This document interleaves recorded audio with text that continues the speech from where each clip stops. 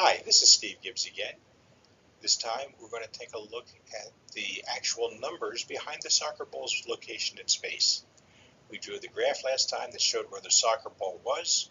This time we'll put numbers with it and try to formulate how we got those numbers so they make sense. So let's go take a look. As we watched the kick, the ball started at the ground, followed an arc that peaked at about 11.25 meters, and then proceeded back to the ground again. It took 3 seconds to make the entire trip, which means it reached its peak at half of that time, or about 1.5 seconds. The mathematician has a definition for us of what a derivative is. As we look at that, we'll find that if we have a function f evaluated at a, then the derivative is f prime of a. So let's come back to our equation. The mathematician will tell us that f prime of a is equal to a limit as the value h. Now, what is h? It's the denominator, but it's the distance between these 2 points. If we take a point A and then slightly away from it, we'll take the point A plus h away from it, then we'll take the function evaluated at a plus h, subtract from that the function evaluated at f of a, and divide that value by the difference between the values. And you'll see that actually work as we move forward. Here's an example. In our parabola, we looked at an equation of minus 5x squared plus 15x. If we set x, which is going to be a in our mathematical definition, at 1.5, and we make h small, 0.001, 1 millimeter, then here's our function. The function evaluated at 1.5 gave us a slope of 0. We noticed from the graph that we had reached the top. During this time, our velocity was in the up direction, but it was slowing the closer we got to this, so that our velocity, our vertical velocity here, is 0 at this point, because it stops going up and now it starts going down. The velocity will increase as we go down in the same way that it decreased as we get up due to the forces of gravity. But when we reach the point 1.5, the velocity, vertical velocity, is 0. If we take another estimate of it and we go to the point 0.5 and use the same 0.001 meters as our difference, we find that the derivative, which is the vertical velocity of this signal, or of the ball, at half a second is going to be a vertical, still moving at 10 meters per second up.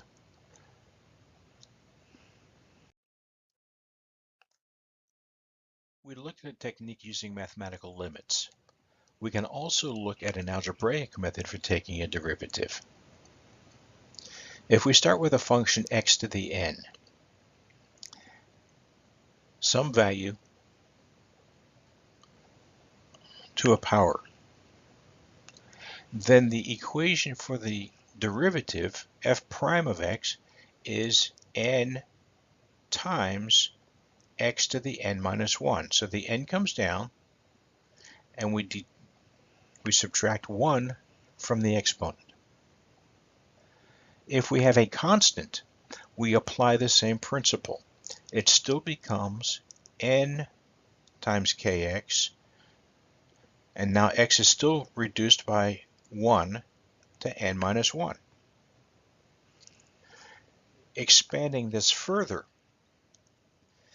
if we have a large equation, now this is going to fit into our equation, minus 5t squared plus 15t, because we've got the k values, we've got the powers, here t is equal to 1. So we start with k to the n, whatever k to the n is, times x to the nth power. Then the next term will be k n minus 1, x n minus 1, if it exists, and so on till we get down to k, the first constant, times x to the first power, which will be x, plus a constant k0. If that's our function, then here's our derivative. The derivative of f of x is going to take the n in front and x to the n minus 1. We've got our constant in place. Our constant's not going to change. Our second term, n minus 1 from our original term. And now we're going to go to n minus 2. Our constant is still there. And all the way through, k0 term drops out completely because there is no derivative of x to the 0. That becomes a constant. Or x to the 0 is 1. So then we have left k1 x to the 1. Well, x, that becomes a 1, leaving us with k1. So there is our derivative of the function.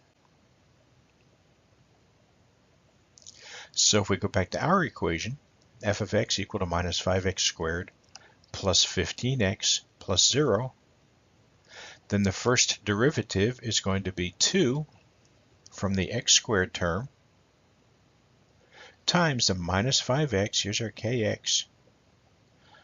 X to the first power becomes x to the 0 power, or 1. So there's our 15, which gives us our first derivative is minus 10x plus 15.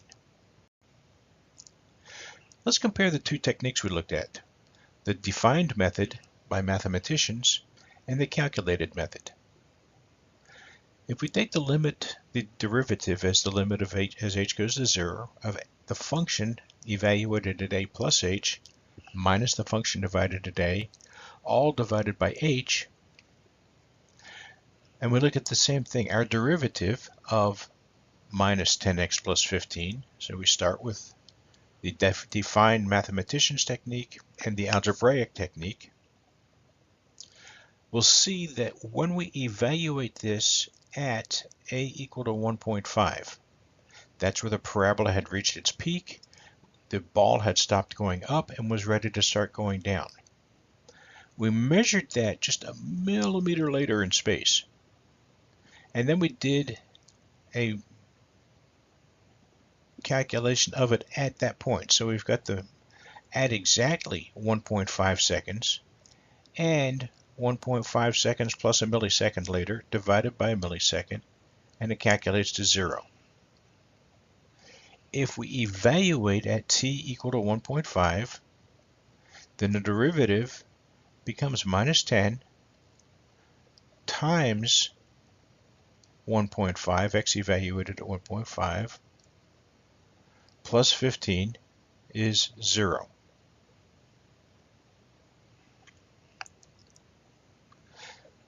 Let's do the same thing again, only this time we're going to evaluate it at 1/2 a second. That's while the ball was still on its way up a 1/2 a second after it had been kicked. Now we measure it at 1/2 a second. 1/2 a second plus a millisecond gives us our first point of evaluation. The second point is exactly 1/2 a second divided by a millisecond, and what do we have? We have a value of 10 meters per second in the vertical direction. Similarly, we see that, again, the minus 10x, that's the derivative of 2x squared, minus 5x squared, evaluated it at t equal to 0.5, plus our constant 15, also gives us a value of 10. So we see comparative equality between these two techniques. Works that way, works that way. We can calculate it using algebraic techniques. We can go back to the definition In either case, we'll get the same answer, which is what we were looking for. Let's go back to our original example again. We're looking at the soccer ball as it's kicked, and the first term we want to look at is its position in time. Its position in time is given as minus 5t squared plus 15t plus 0, meaning the force of gravity, which we know is minus 4.9, we round it to minus 5 for illustration purposes. So the acceleration down from gravity is minus 5 meters per second squared. The initial velocity upward of the kick was 15 meters per second. Its position at the time of the kick was at ground level. So we're going to take it from ground level at the kick back to ground level as it bounces into the goal, and this will tell us at any point in time where the ball is.